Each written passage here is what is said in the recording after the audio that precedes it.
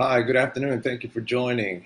There has been a lot of recent changes on how senior living has been directly impacted by COVID-19. So in this live chat, I'll be covering most of the frequently asked questions that we have received from our clients.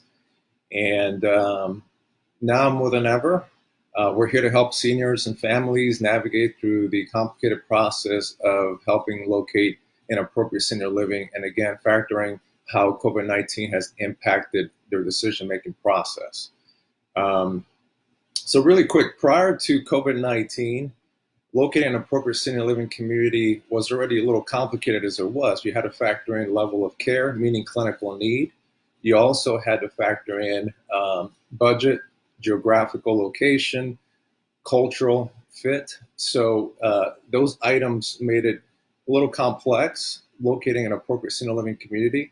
Now you throw in the COVID-19 impact. So, obviously that's now thrown things for a loop a little bit. So I will be discussing through this video some of that, and I will be opening it up to some Q&A at the end of the video. So if you're live with me, you can definitely go ahead and do that and ask some questions if I have not covered them during the presentation. So again, good afternoon. My name is Ignacio. I'm president of North Star Senior Advisors. We have been here in Central Florida operating for about 5 years now. We help families do what we do, senior placement. We help families find appropriate senior living communities such as assisted living, memory care communities, and independent living communities.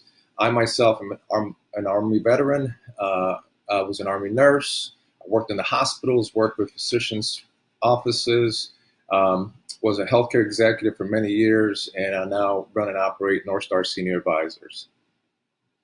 Oh, by the way, if you can hear me okay, feel free to give me a thumbs up and let me know if you can hear me okay. Hopefully we get some participants here pretty soon. Also, if you watch this video and you think of anybody that can potentially benefit from its content, let me know. And you can tag them here on the comment section as well to make sure that they can reference this video after the fact, okay? Also, let us know if this information is valuable to you or if you have other topics you would like for us to discuss in the future. And feel free to comment below on anything, again, feedback from the live video itself, okay? So before I get started, a quick disclaimer. This situation with COVID-19, specifically around the senior living communities, is very fluid, okay? It changes week over week.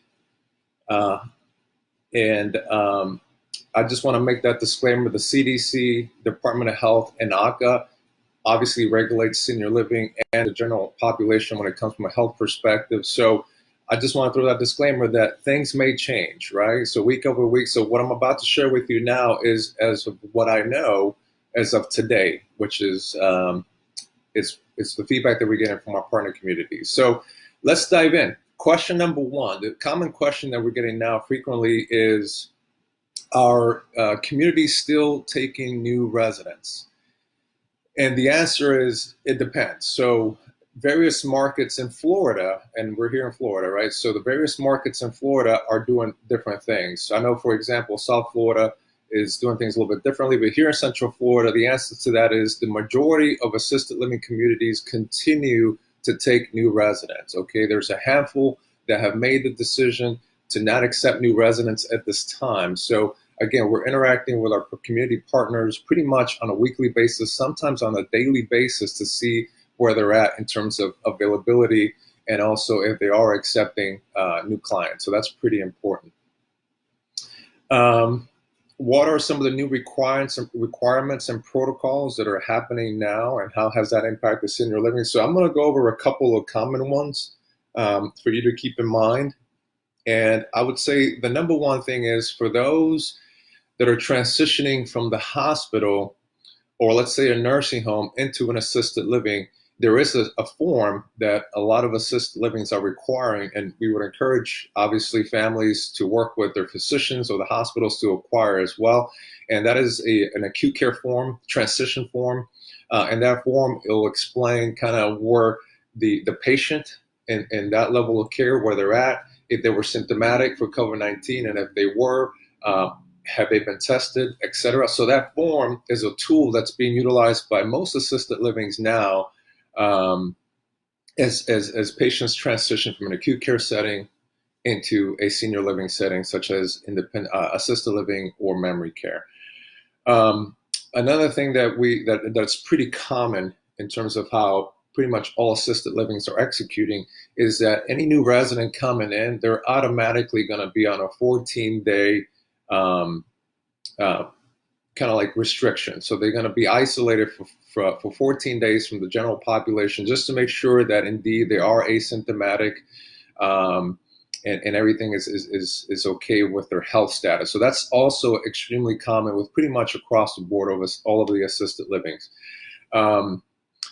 The staff is utilizing personal protection equipment. So masks are being used, gloves are being used to protect the well-being of the residents. So that's another thing that is part of the new protocol, whereas before that was only done on a rare basis, right? So again, this is how COVID-19 has now impacted this particular segment, is that everybody is using PPE. Some communities are willing to offer refundable deposits to lock in the room, to kind of hold the room until this kind of plateaus or soothes and the situation betters itself. So some communities are willing to work with new residents and families to hold the room until that happens. Just a handful are doing that.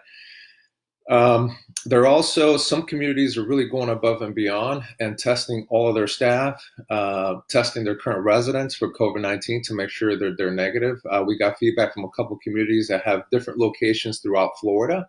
And that's one of the precautions that they're taking. And of course, as they do that, right, they're also going to be testing new residents coming in. Again, some are doing that, not all, from what we hear. So another thing that's being done is that they're taking daily temperatures, right? So they're checking the temperatures of the residents and also staff members, sometimes once a shift, sometimes twice in a shift. So that's also pretty important for them to know every day if anybody's coming up symptomatic, so they can run through a gamut of testing if needed to make sure that indeed it is not COVID-19. They're only allowing medically necessary folks to come into the assisted living. So that's going to be, of course, some home health, some vendors, therapists, doctors, and those individuals that are coming in are also having to observe the precautions and protocols, such as using PPE, so masks and gloves, of course, and some of them may also have their temperature checked as well. So that's another thing that we're seeing that is pretty common throughout senior living as of right now. Another thing that's really occurred is that senior living has now really stepped up their infection control policies. So they're cleaning and sanitizing their everything as much as possible now, factoring the potential risk for infection.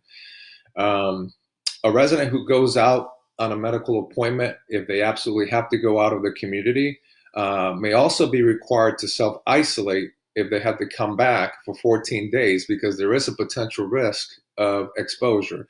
They're also wanting for that resident to wear a mask when they're outside. So that's another thing that we're finding, is that self-isolation protocol kicks in again if for whatever reason they have to step outside of the community for a medical appointment or something like that. Some of the communities are now being proactive and also contracting with mobile labs. So some of these mobile labs are getting their hands on the COVID-19 testing. So they're engaging this mobile lab to test not just current residents, but more importantly, new residents coming in. So those are just a few of the things, pretty general in terms of protocols that are being implemented. Another common question that we're getting is, are all communities requiring a COVID-19 test prior to a move-in or a new resident? Again, the answer is it depends. So what we have found is that typically the smaller residential homes are requiring a negative COVID-19 test. Now, the rationale behind that is, of course, when you're in a residential setting, it's usually 5 to 6 residents, so it's pretty hard to keep folks isolated, if you would. So, we can completely understand why they may require a COVID-19 test prior to moving. Not all, but most of the small residential homes are doing that. The medium to larger size communities, it depends if they're coming from an acute care setting, such as, again, a hospital or a nursing home. They want that form that I spoke about earlier, and also a negative COVID-19 test as well to have been performed prior to moving. Some, if they're not coming from an acute care setting, if they're coming directly from their home, moving into the assisted living, all they will do is just quarantine for 14 days. And as long as they're asymptomatic, then that's okay. So again, that's where we have some variation. It's not, I would say, across the board, a consistent approach. So we, again, touch base with all our clients, all our community partners, again, weekly to see what's changed week over week to make sure that we have that transparency, and we relay that to our clients as they consider options. Another common question is, what is the potential impact on seniors and families now with all these new protocols? So I would say the number one thing as of right now is, for new residents and families, is their inability to do an actual live tour, right? So, it used to be prior to COVID-19 that you could go in, you look at your options, walk through, maybe taste the food, right? More of a hands-on, eyes-on approach. Now, of course, that's not an option. So right now, what's being done is virtual tours. So that is something that's different and has impacted families right now, is their inability to do that, right? So, the analogy that I give a little bit is kind of like buying a car without test driving it. So it's a little challenging for seniors and families to do that. But I will say the senior living communities are doing an outstanding job. They've really stepped up with their virtual tours. A lot of these sales directors in these communities are doing personal tours virtually. So they're walking with their cell phones, communicating with the families. That's really going above and beyond. So they're accommodating as best as possible. And again, of course, this is completely understandable given the precautions that are being taken to protect that population. So one of the things that we're seeing is that, the senior living, the assisted living, or memory care becomes somewhat of a fortress to protect the residents. So, believe it or not, it's actually a good thing, right? As you look at what could potentially happen outside in terms of risk factors by this, by these steps and guidelines that are being taken. They're really going above and beyond to protect the senior population from potential exposure. Extremely above and beyond, which is a good thing for families to consider. One thing that is impacting the current residents with these changes is, of course, the emotional piece. So unfortunately, as of right now, families are not able to come in and visit. They're not essential personnel unless there's a specific circumstance, such as maybe end of life, somebody may be passing, they may allow that.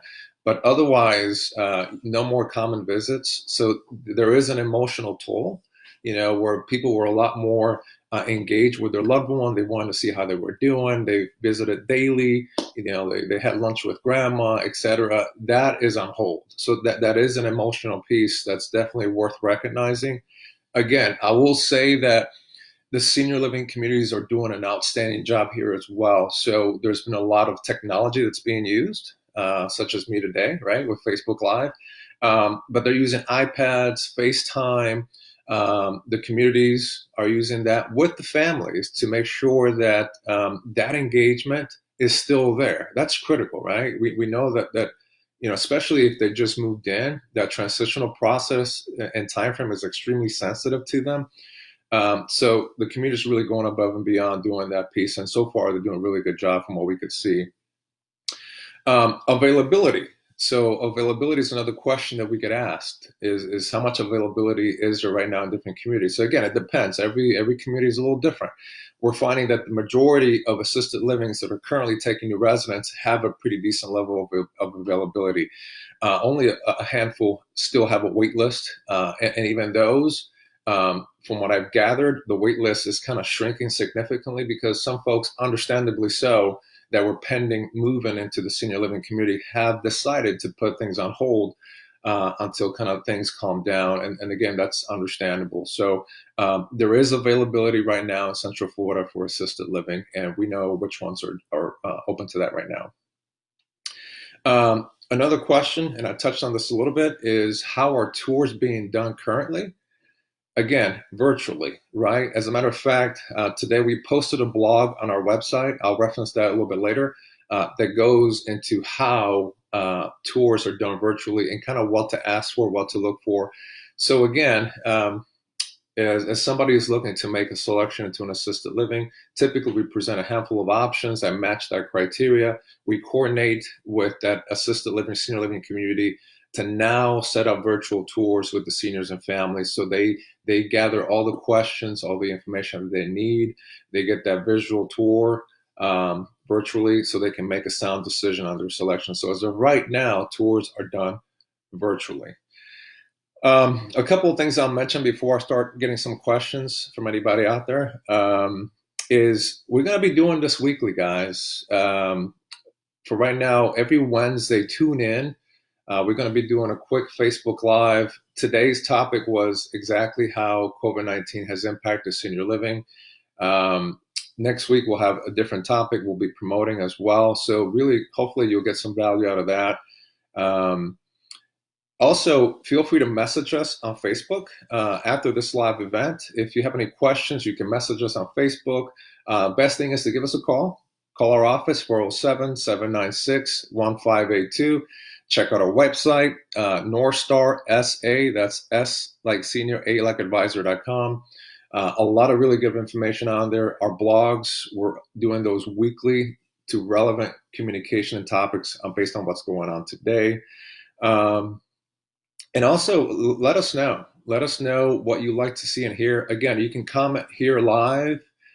If you're watching this and it's not live, you can still comment. We'll look at that. We'll respond also if you have questions to any of the comments on here. So we'll do that as well. We want to be a resource to you, okay? So with that said, I'm going to go ahead and open it up to some Q&A, and this is my first time doing this, so I'm going to see if I can see questions coming in. So if there's any questions out there, I'll give a couple minutes to see if anybody has a question, and I'll be able to answer that for you. So any questions right now on topics discussed?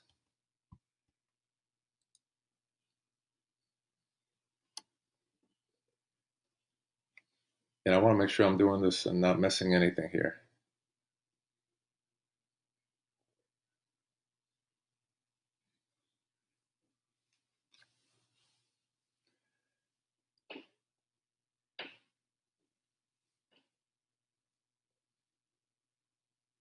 Okay, I think there's a little bit of lag.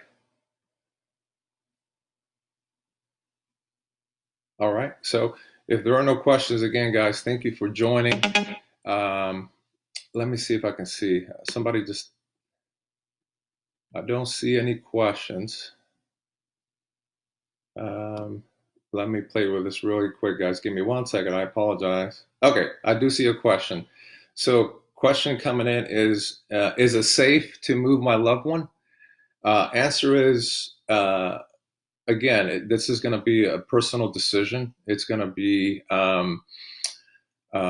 a family will have to really come through and sit together to see if this is what's needed. Sometimes um, it makes sense to make that transition from a safety perspective, especially if there's dementia and Alzheimer's involved at home. If you're a caregiver, you still may need to really highly consider moving into a senior living community. In terms of safety, yes, I mean, you figure there's a lot more hands involved, eyes involved to protect the senior in their home. So yeah, I would say it is safe. It's safe. All the precautions are being taken, extremely safe. Um, Another question here, are movers allowed in the building? Yes. They're limiting the number of individuals coming in, however. So, I don't think they'll allow maybe 5, 8 people coming in as movers. They may allow 1 to 2. But communities are allowing movers to come in. Another question here, has there been any talk of antibody testing? I can tell you based on what I know, as a clinician watching the news and the updates, there are some talks about antibody testing. Yes, I would think that's going to take a little time, um, and I would hope, right? This is my personal opinion. I would hope if that is the case, that antibody testing is definitely done for the personnel, healthcare personnel, because what that'll do, based on my understanding, is basically if you're cleared and you show that you have the antibodies, that means obviously you've either already fought COVID-19, your immune system has, and you've gone over it, you're immune to it potentially, and you could be working with the senior population without having to maybe directly infect or be infected from. So my understanding is yes, that's in the works, and I think that'd be extremely beneficial. I would say we can probably see that happen in the hotspots right now, such as New York. I'm sure everybody's aware of that. So New York is being very proactive and kind of the pioneers on how a lot of things I think will be um, approached nationwide, since they're the hotspot right now. Another question, can I visit my loved one after they moved in? Again, unfortunately, as of right now, the answer is no. Um, they're not allowing folks to come in and visit their loved one. Everything is done virtually. Again, the only time somebody will be allowed to come in is if there's an extreme circumstance such as end of life. I believe that's about the only time they'll make arrangements for that to happen. Um, any other questions out there? This is great. I really appreciate the engagement, guys, and hopefully this is beneficial for everybody watching. Again, this will be recorded. Feel free to reference, tag individuals. Feel free to share our video. And again, we'll be here every Wednesday sharing some hopefully valuable information for you guys, not just with senior living, but just overall how this is impacting seniors as a whole as a population. So thank you for joining. I appreciate your time. Stay safe, and we'll chat soon. Thanks again.